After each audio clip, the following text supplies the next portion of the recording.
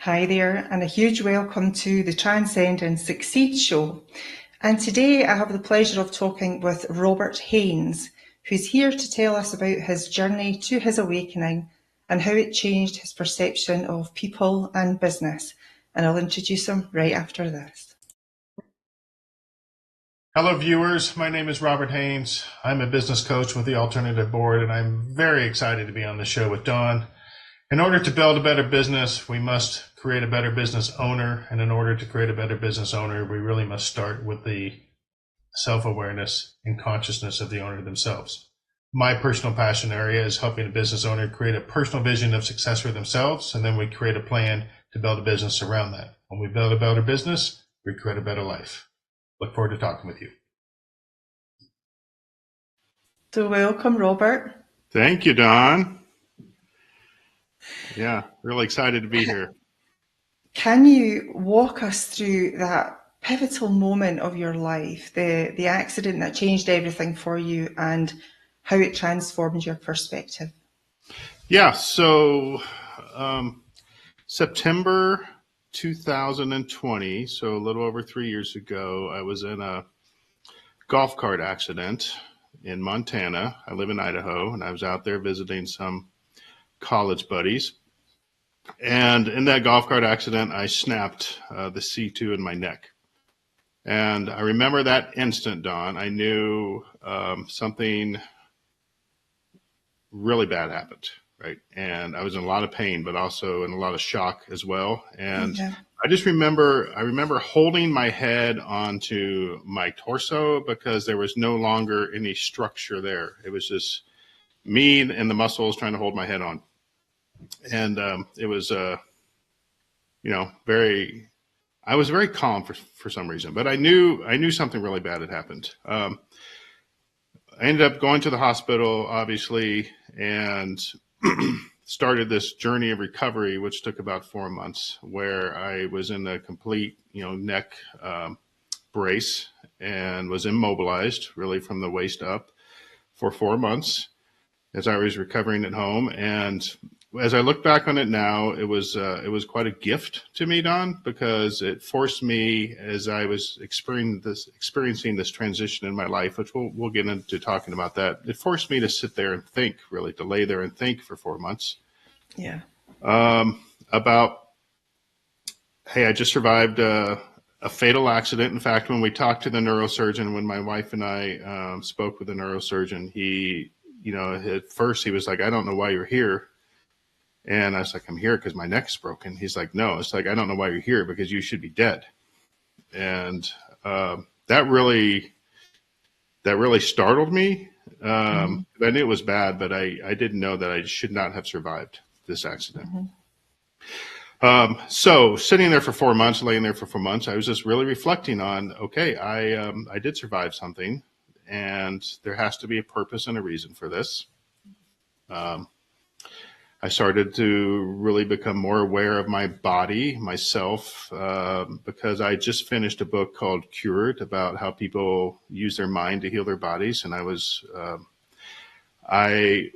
was committed to just willing myself back to full recovery and full health.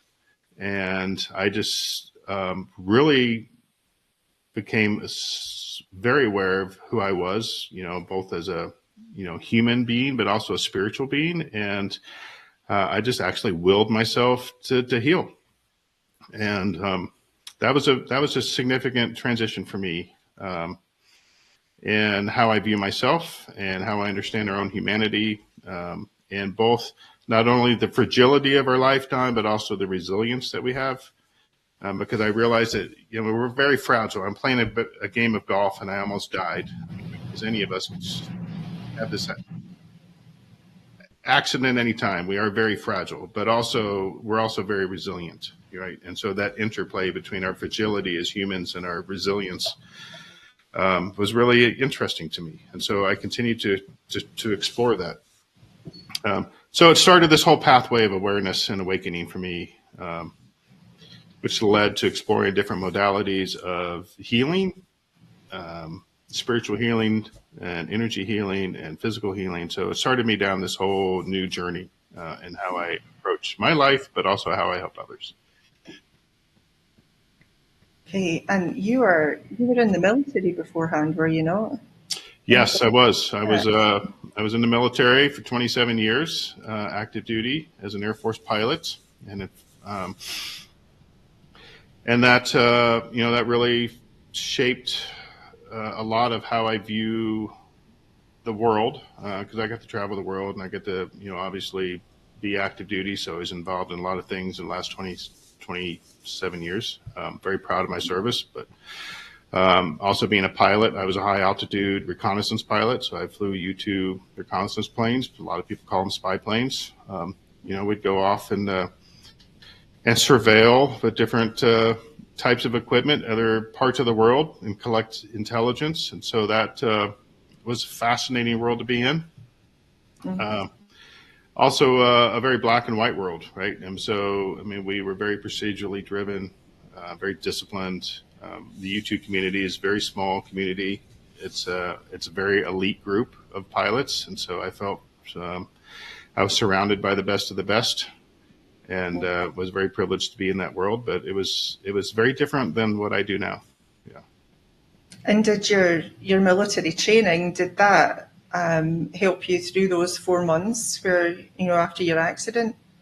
Yeah, absolutely. I'm a very disciplined person. So just being very disciplined, which comes out of my military training, of course, very resilient also, and in my military career, I think towards the last half of the career, we became very resilient focused, especially with conflicts around the world. And we have a lot of airmen, soldiers, Marines, and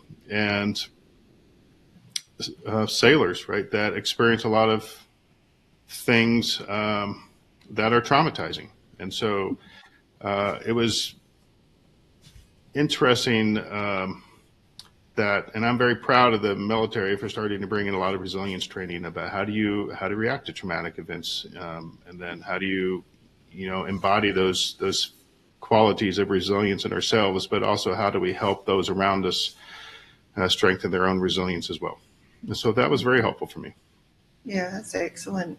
Mm-hmm. And you were talking about some other healing modalities mm-hmm. that you were considering. Can you give us more on that?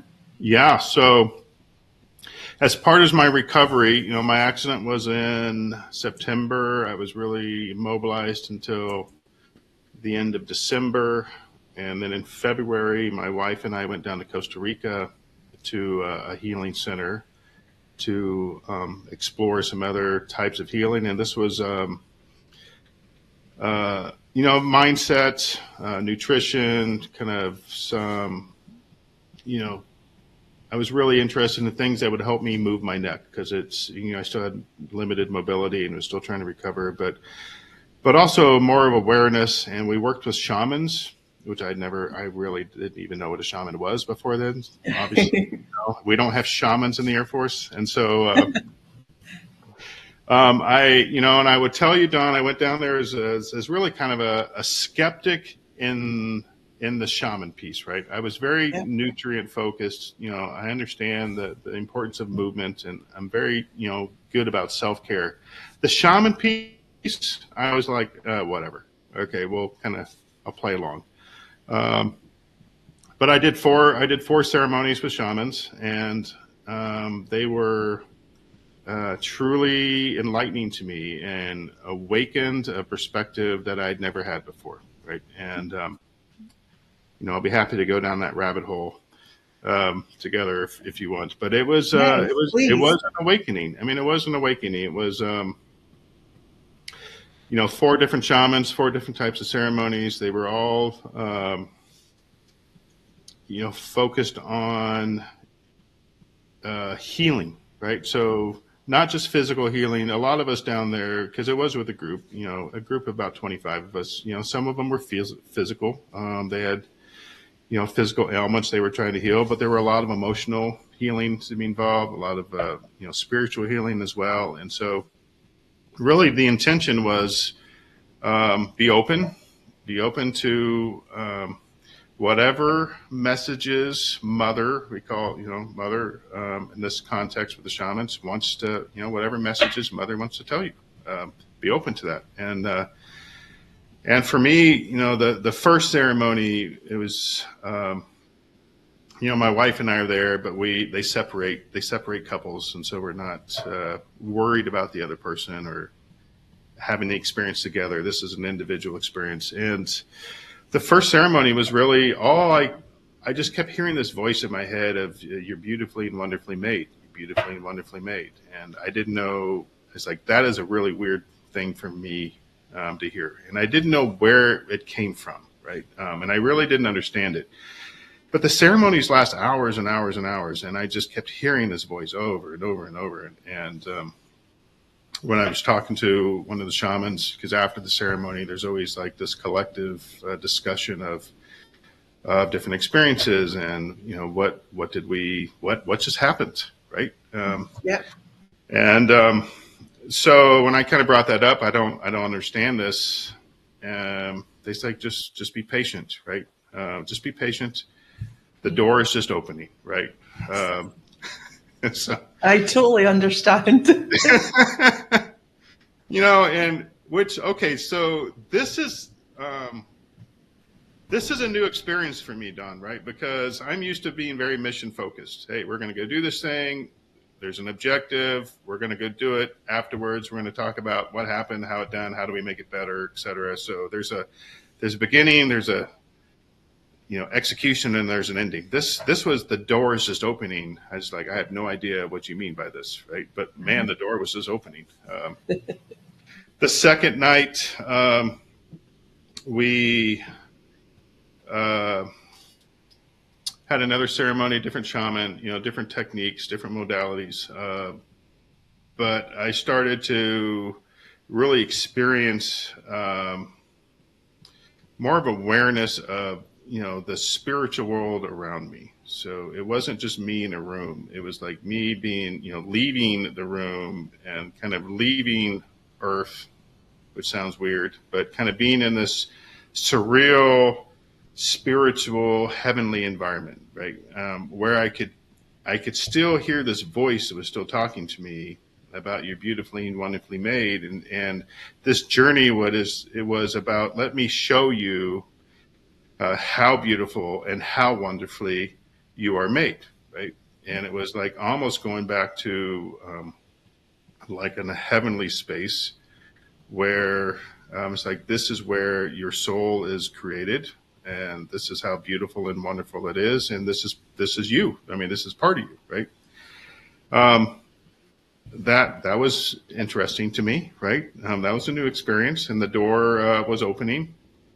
The third ceremony was about really trying to understand why I did not feel beautifully and wonderfully made to very begin with. And it goes back to, and the shamans kept saying, when you feel something, go back to where you very first felt it, and then where you first felt it. And it's just kind of a reverse timeline in your life where they're trying to feel like, where did you first feel like you weren't confident, or you weren't accepted, or you didn't feel good about yourself. And as accomplished as I've been, and I've had a very, very successful career, I've always had moments of self-doubt and self-criticism and, unworthiness and, things that people deal with. And I was trying to, go back in my timeline of where did I first feel this, different events that happened in my life. And it took me all the way back to when I was born.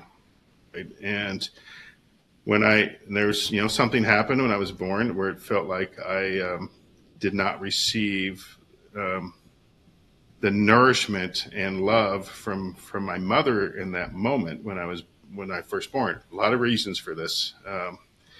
And my mother loves me very much, but in that moment, I was a premature baby. I did not have the moment to be placed on my mother's chest and have that thing. I spent, weeks in a incubator. So, it went all the way back to that moment where I felt like I was not loved by my mother the way I should have been. Right.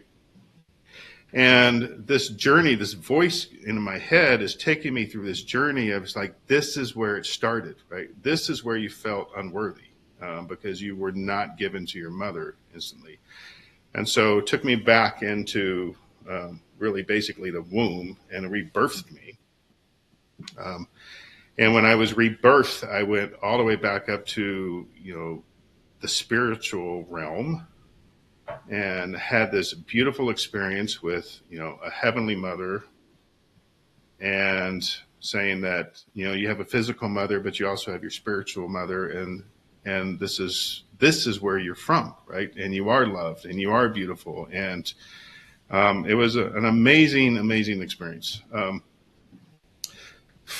What was most interesting to me is I was, for hours, I'm in this state, experiencing all of this. And then when I'm coming out of it and when the ceremony is concluding, one of the shamans, my eyes were still closed and I'm still laying on the floor on a mat, and one of the shamans came up, Don, and put his hand on my chest, and it startled me. And I opened my eyes and his face is right here. And he just has a big smile on his face. And he's like, "Happy birthday, brother."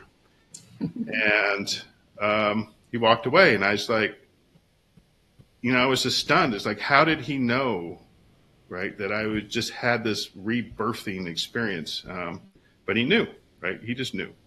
And I got to talk to him a couple of days later. He's like, "How did you know that?" And he's like, "Oh, I know it. I was there with you the whole time. I know, right? Everything you saw, I saw." And so that really opened my awareness a little bit. Then the next ceremony was really more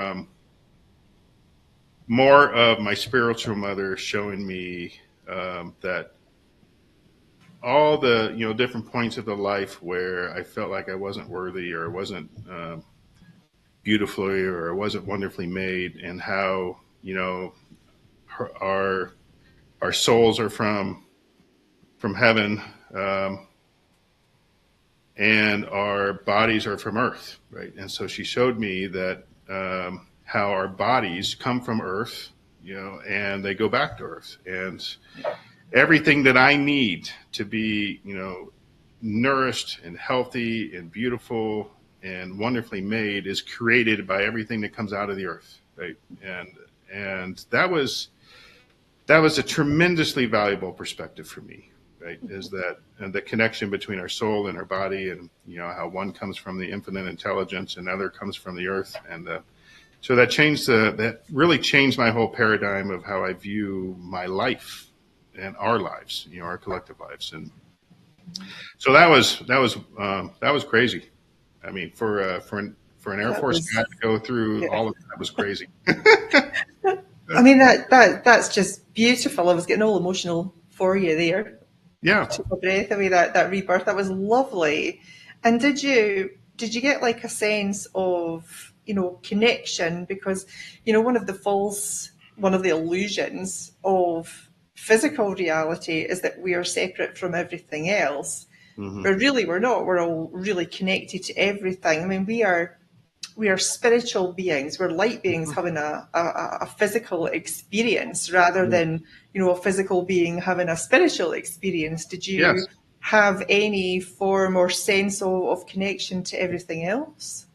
Oh, yes. And I still do have a connection like I've never had before, where I feel like I have this understanding now that I am a spiritual being Mm-hmm. in this physical body, right? And this physical body won't be here someday, but my spiritual being still will exist, right?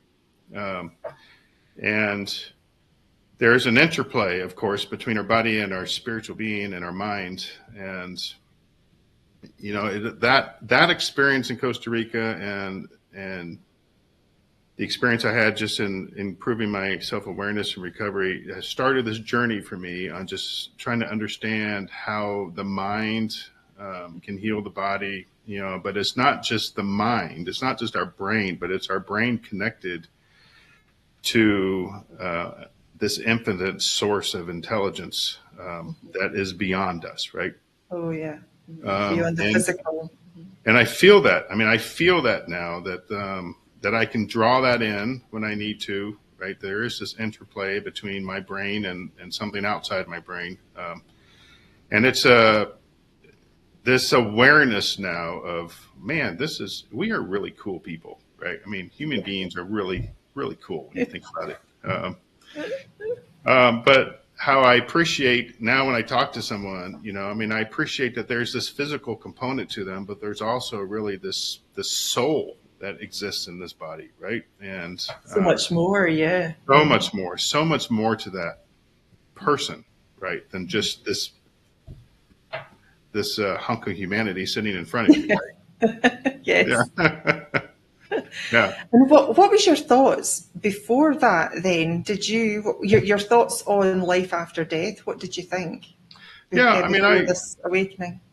I always believe there's, I grew up in the traditional Christian construct where, we didn't go to church every Sunday, but we went to church, occasionally. And so I kind of grew up in that construct. And I felt like I was always a very spiritual person, but not not really a religious person. Yeah. But I did feel like, yes, that there is a creator. And there is a source of intelligence, and that when we die, I don't really know what happened, but I do feel like, that our soul goes back to wherever it came from. And so I always felt like that, but I had never experienced anything like that. And so what I felt like I experienced was where my soul came from, right, mm-hmm. and where it will go back to. And that is a beautiful, beautiful thing. It is, and you now have that knowing because you've experienced it yourself, right? Yeah, I have experienced it. Yeah. That's fabulous. Okay, I think now is a good time. We'll just have a quick break, but stay with us. We will be right back. Yeah.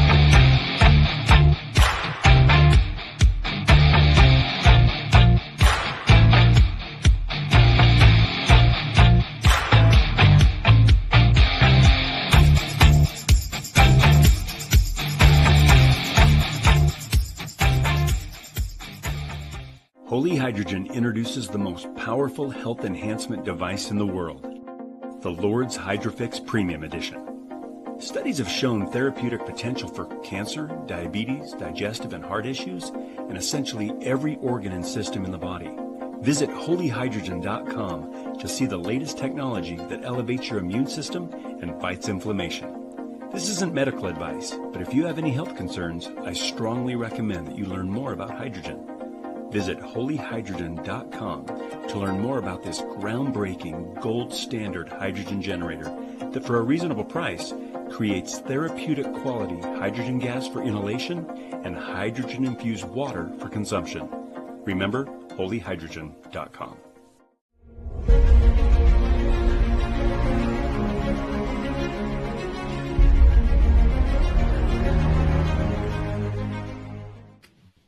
And we're back with Robert Haines today, and we were talking about his awakening and his accident that caused it. And I know, Robert, that you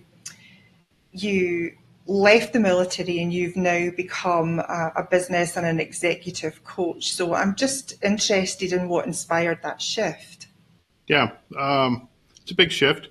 So I grew up in a business owner family. And so I was around businesses really my whole life. Even when I was in the military, our family had still owned businesses, so I was involved in that. Many of them were successful, many of them weren't. Right? It's just kind of I got to see the business owner's journey from inception, building, scaling, growing, selling, or closing the doors. And so I knew that when my military career ended, that I felt like I wanted to go back into the business world, small business world, because that is just a tribe that I just love and adore business owners. And I especially felt that after I had learned a lot of things in the military, that I felt, not only leadership, but strategic planning and just being disciplined and having good processes and refining how we do things and always trying to improve, that there were a lot of lessons there that I felt were really applicable to small businesses. And in between being a business owner and leaving the military, I worked for a defense corporation. And, and I saw, there's a lot of lessons I learned there as well. But I realized that, for small business owners, most of them don't have the benefit of really experiencing a very deliberate strategic planning system that takes them from a vision to reality to, constant improvement, and how to really make something better and then make it better again and then make it better again. And I wanted to kind of bring that to small businesses, that owners of small businesses do the best they can. They know what they know. And most of them are trying to learn more, but they are very limited sometimes. And, trying to do the best job they can with the tools and education and resources they have. And so I really wanted to partner with them. What I loved most about my Air Force career, although I really loved flying airplanes, that was a lot of fun and very exciting. I'll bet. It was what I missed the most, and I didn't really appreciate this until I was retired and out of the military for a couple of years. What I missed the most was sitting down with my airmen, face to face. It could be, my enlisted members or young officers or young pilots. And just having the conversations about, hey, what do you want out of your life? And how do we achieve that? And how can I help you, right? Because I was the benefit of that when I was, and it's mentorship in the military is where this is a road I took to get to where I am. And so this is a road you should take to get to where you want to be, right? I missed that, right? And so there's that mentorship, but what I found in business, coaching is much different. And, I love the strategist. I really consider myself a business strategist. But the coaching, I really love coaching because it's really my new airman, right? It is my, these businesses are like my little squadrons again, and the people running them are like my little commanders and airmen again. And so I really miss that. In the Air Force, but I get to do that every day now. It's just with a new set of people. Okay. So do you introduce the spirituality and self-awareness into your business coaching? How do you do that? Yeah, I do. So one thing I've discovered, Don, is that a business will rarely outgrow the owner. And when I start working with a business, and what I think separates me from a lot of business coaches or business strategists is the business owner wants to dig into the business, right? They want to dig into the financials and the processes and the people and how to develop them and go through all those different things about the business. How do I make my business better, right? I start with the business owner, right, with an understanding of I want them to be aware that their business will rarely, if ever, outgrow them. And so if they want to grow and improve their business, they have to be a better business owner. And so we start with the awareness of the owner. Right? And I ask two questions when I start off with someone, when I onboard a new client, is who are you and what do you want? And those are really tough questions to answer for most people. And when I say, I want to know who you are, but I don't want to know anything about your family, your business, your background, your education, or your recreational interests, but just tell me who you are. And it's really hard because most of us describe ourselves as, I'm a husband, I'm a father, I'm a business owner, I'm a veteran, I do these things. And those are just little sticky notes that we put all over ourselves as attributes, but it's not who we are, right? Truly who we are, yeah. Yeah, truly who we are, right? It's what we do and it's the life that we live, but it's not who we are. And so I really want business owners to understand who they are, right? As people first. And as business owners, and then what do they want?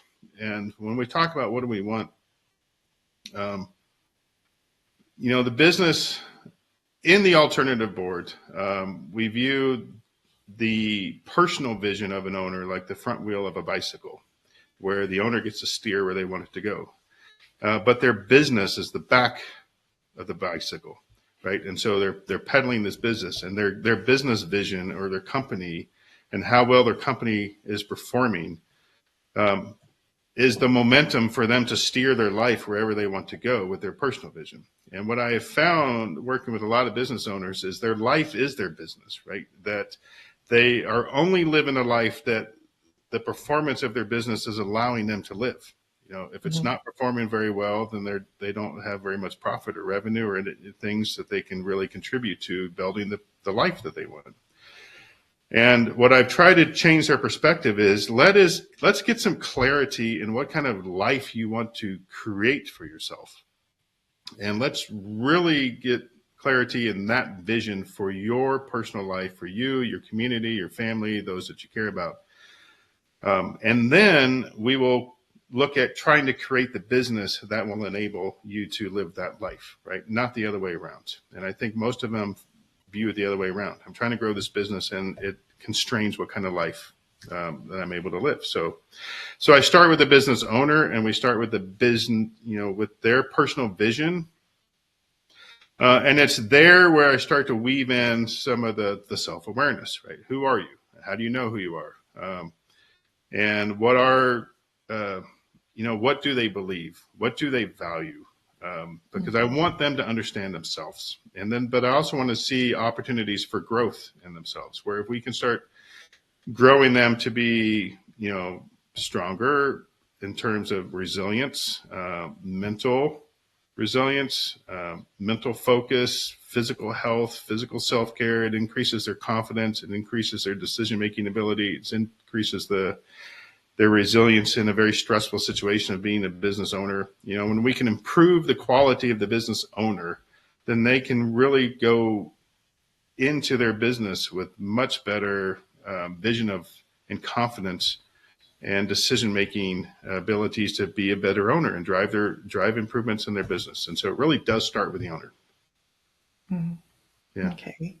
So what are the main challenges, I suppose, that you face in convincing the business owners, to actually prioritize themselves over their businesses? Yeah. Because that's what I'm hearing from you. It is a challenge. First, yeah. Yeah. No, it's a big challenge because, I often ask a business owner, who's the most important person in your business? Right? and they always have a, key employee or someone that they really rely on. And I'm like, okay, but if you take a step back, who is the most important person in your business? And for many cases, it is the business owner, right?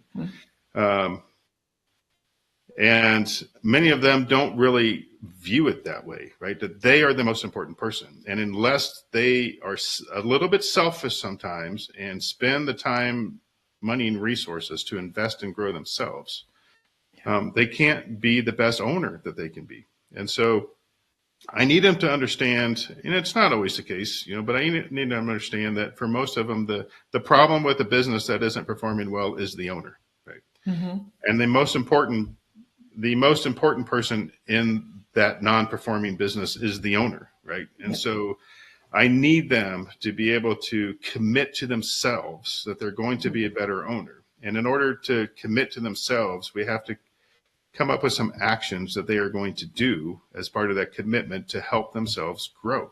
And I don't prescribe them anything, right? It is their own self-discovery of what do they feel like they need to improve to be a better owner.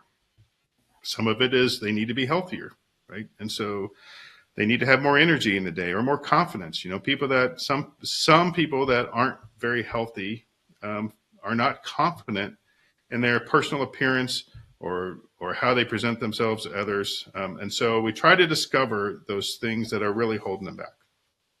And then, okay, if you feel like you need to be, in this particular context, if you feel like you need to be better or healthier, what does that mean to you, right? What does healthier mean to you?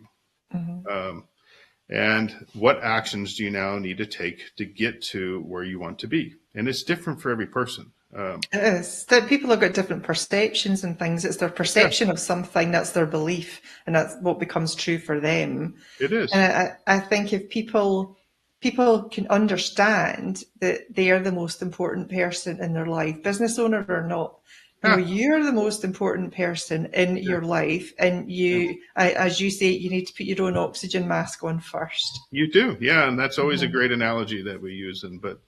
But for most owners, and not just owners, even people that are executives in companies and other things like that, put a lot of other people first. And especially business owners, they put their customers first, right? For most businesses, they put their employees next. Then they put their leadership team, and then they put themselves.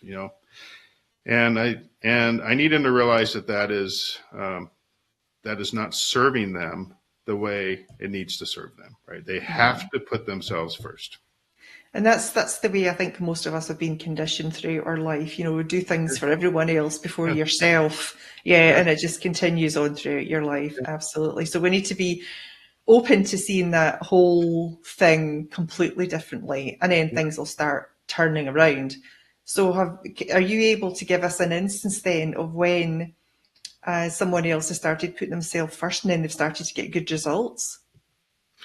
Well, I have a couple of instances where when I've sat down with owners and helped them discover, because it's a period of discovery, their personal vision, right? What kind of life do they want?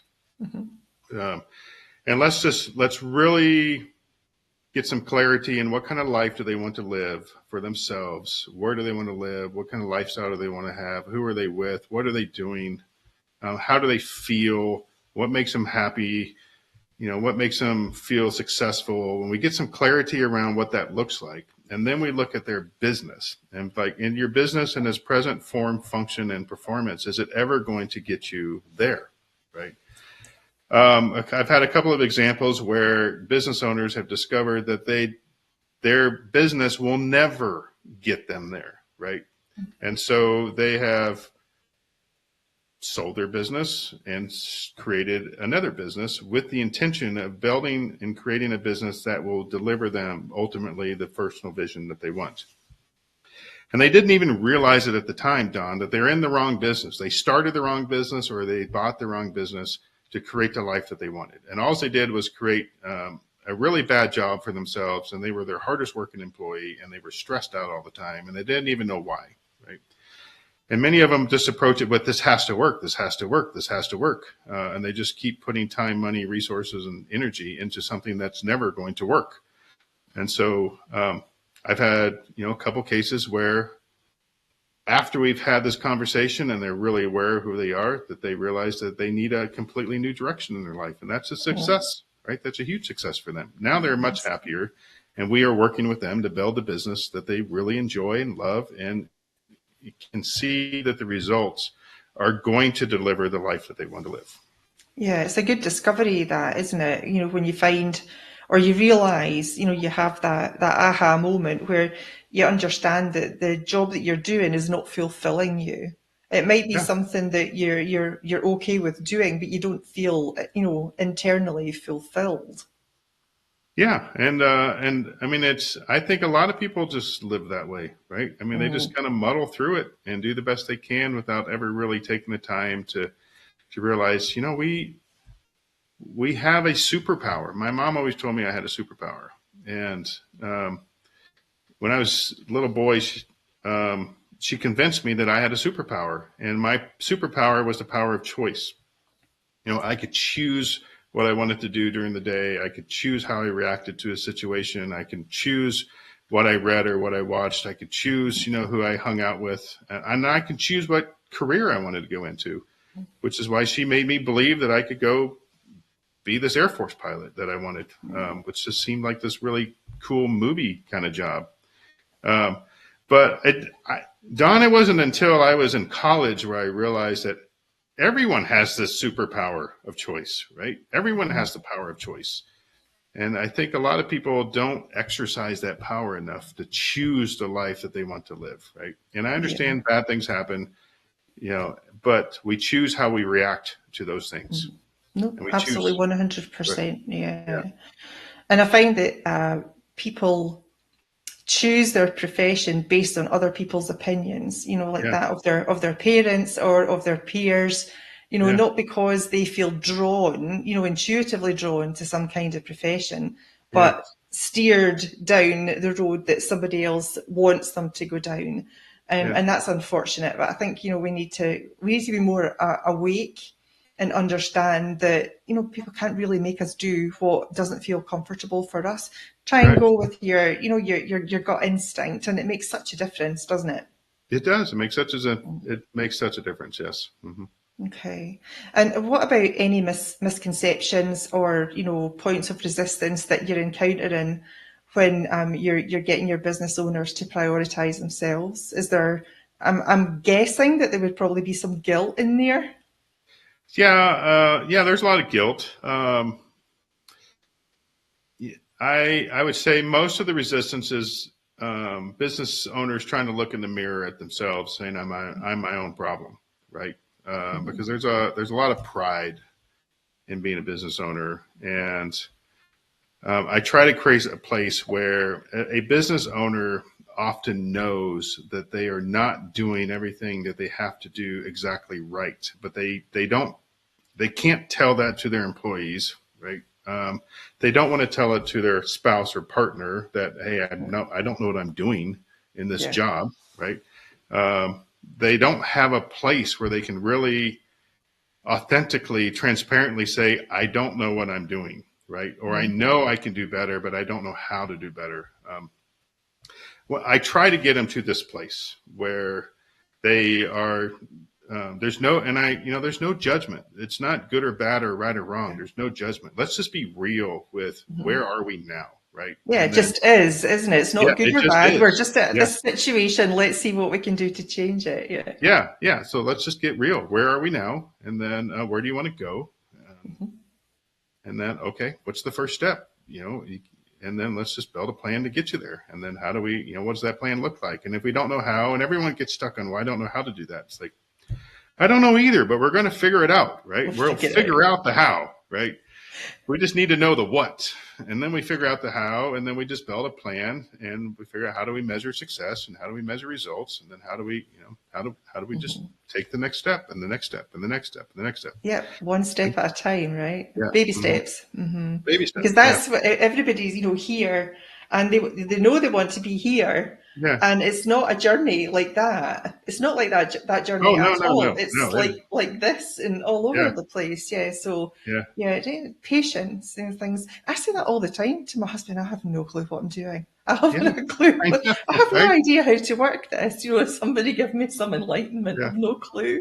But you just, if you take a step back for a little while and then just come back to it when you've got a bit of a clearer head and you're feeling a little bit better, then I find I usually get through it a lot quicker. And I look at things and I actually see them rather Yeah. than skirting past them when I'm all frustrated and Yeah. not knowing what I'm doing. Yeah, patience. Yeah, patience. But it's, what I find though is most people know what they need to do, right? Um, and they ask me all the time, it's like, well, what should I do in this situation? I don't know. What do you think you should do, right?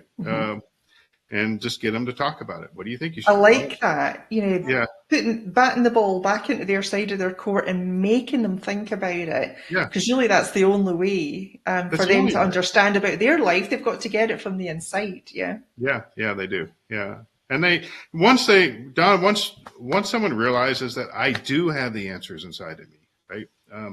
Especially when we get into there is a universal intelligence, and I do think we can manifest success to ourselves. And when we start understanding the power of our own mind and and when we know what we want and we passionately communicate what we want and we think about it and we think about it and we believe it and we know it's going to happen, that wonderful things start happening, right? Because we just attract the energy to us and we attract those opportunities and we attract the people that we need. And those people have the how often, right?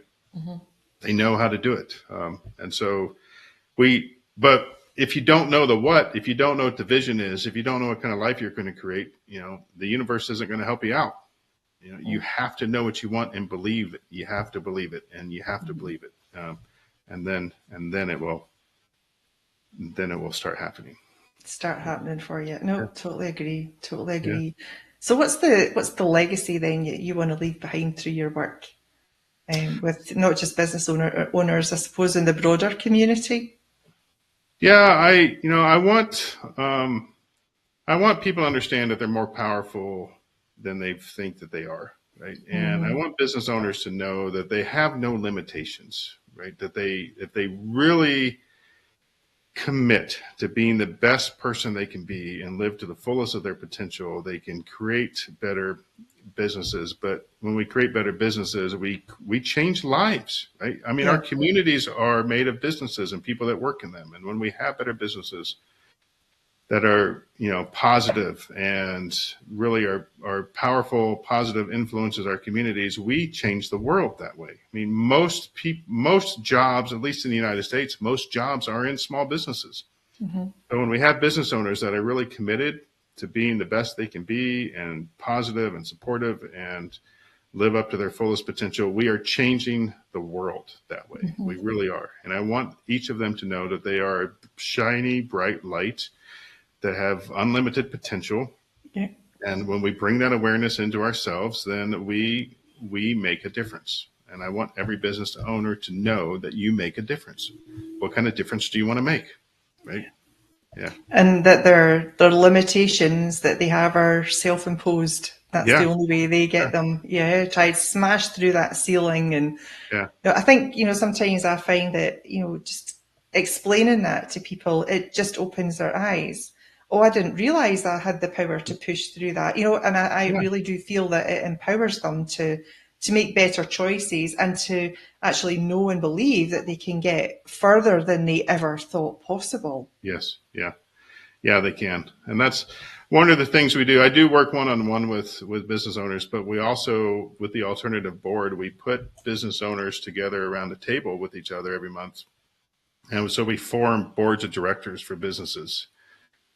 Which is why we're called the alternative board. But what we found is when these business owners sit around the table with each other and we create a space where they can be authentic and transparent to each other, saying, hey, I don't know what I'm doing. But around that table, there is tens and sometimes hundreds of years of business wisdom and experience and perspective. And when we create an environment where they share that with each other, they realize they have so much more potential. They also realize they're not alone, right? Every business owner struggles, whether they admit it or not.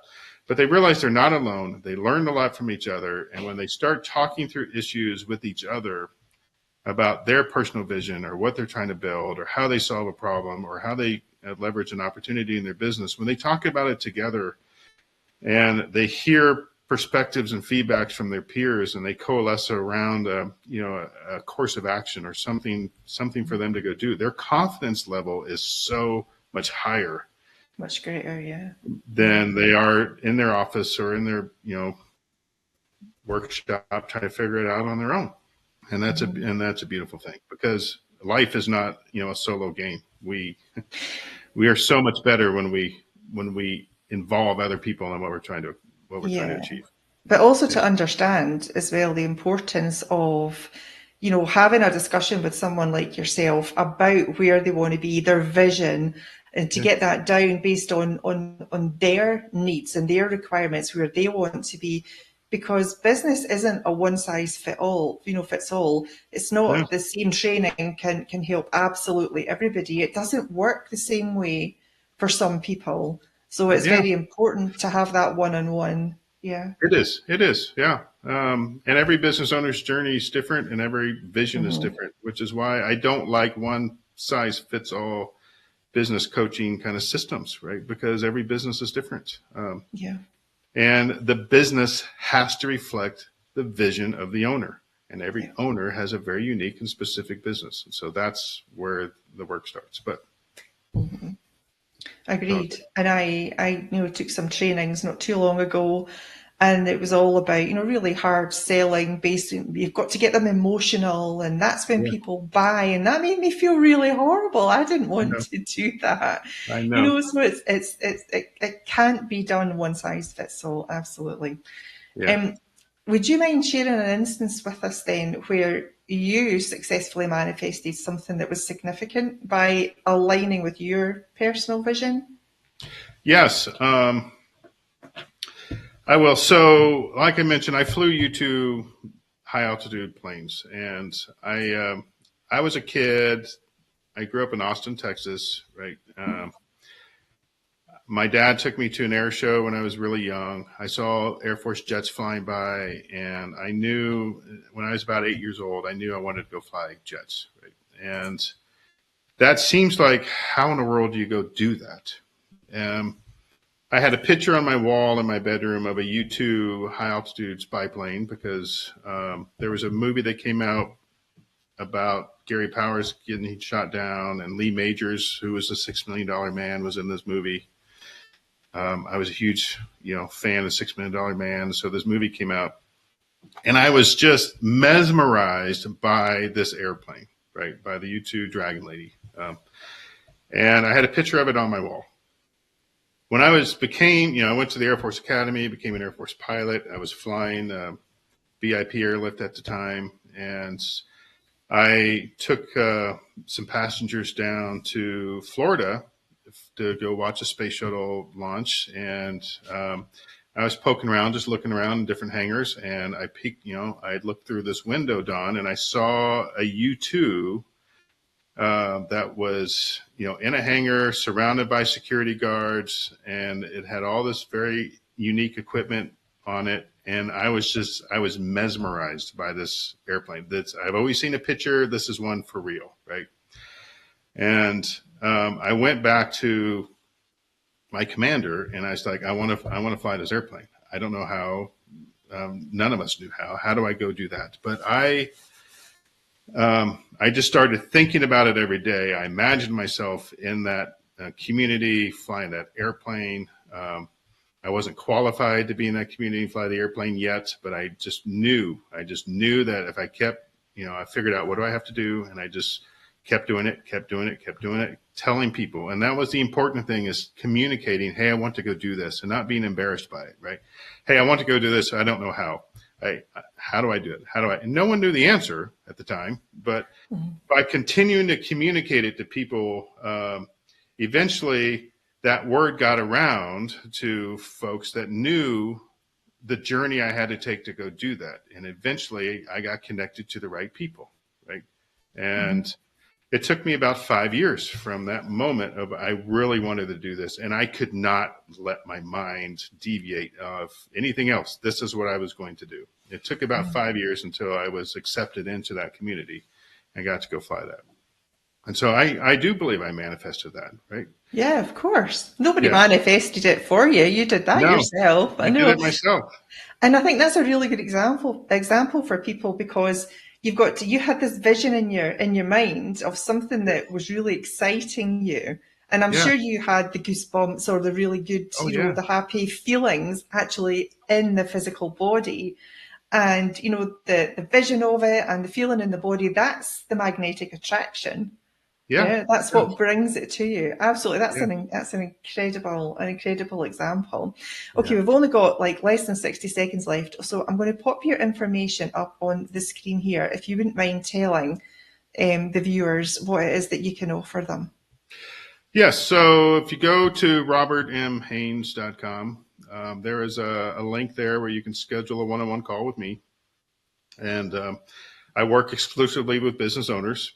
And so if you're a business owner that just wants to know how to be a business owner, I'd love to just have a phone call, right? And from a phone call, you can expect about a 15-minute call, and we'll just discover what do you want to achieve, and then what does that look like if we can work together. This is great. If not, I'd love to just point people in the right direction.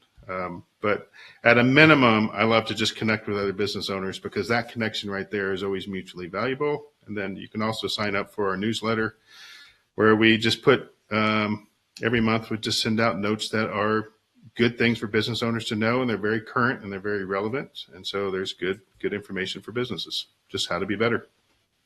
And is that 15-minute call, is that a free discovery call? Absolutely free. Yeah, absolutely free. Yep. And we have, there you go. Yeah, and there you go. And just starts with that. Excellent. Okay, we're bang out of time. So I want to say thank you so very much. That was an amazing conversation. I wish you continued success in your business. Thank you, Don. I think it's going to be you as well. Okay. Thank you very much to the viewers for watching, whether you're watching live or on demand, and we will see you next week. Thank you again, Robert. Thank you. Thank you, Don. I really appreciate it. Really enjoyed it. Thank you. Bye.